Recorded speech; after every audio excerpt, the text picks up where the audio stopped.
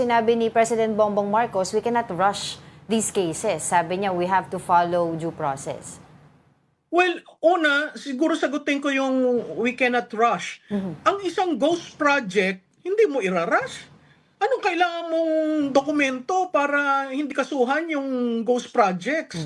Di ba mayroong 428 na Yes. ghost projects? Filean mo na ng kaso, ghost projects eh. Di ba?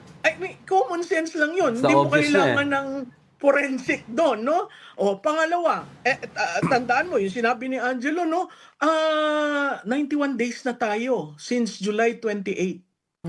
Wala tayong nakikitang nakakasuhan o pinailan man lamang na congressman o senador. Ang parating kwinakuan ang mga district engineers. Right. Yes. Pero hanggang doon lang. Bakit? Yun ang tanong ko. 91 days na-declare na ghost projects ito. Bakit hindi nyo habulin na yung ghost projects? Para malaman natin sino ang nag-encash ng pera at bakit walang proyekto. Ganun lang common sensical eh, no? So, maraming, ang nakakalungkot dito, nasa 91 days tayo, tahimik ang ICI kasi daw inaayos nila yung kanilang rules for what Live they call this, streaming. making it public, no, ICI. Tahimik ang Senado dahil ngayon lang sa history kayo, pareho kayong I guess, reported from the Senate. Ngayon lang tayo nagkaroon ng Senate Blue Ribbon Committee chair na nag-resign, pagkatapos babalik. Tapos yung gagawin niya, ina-announce na niya.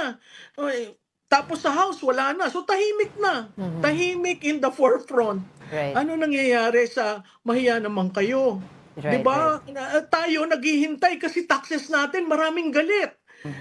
At yung mga maraming binayad na taxes, mas lalong nagagalit kasi mayroong balita na tataasan daw ang VAT. Yes, Ang daming mga permutations ng balita na hindi maganda sa taxpayers.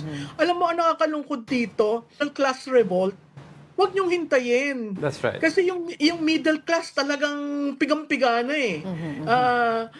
Yung mahihirap na andyan, merong safety nets yan. Pero yung ang middle class, walang safety nets yan. Nagbabayad para magandang serbisyo, pero anong nangyayari?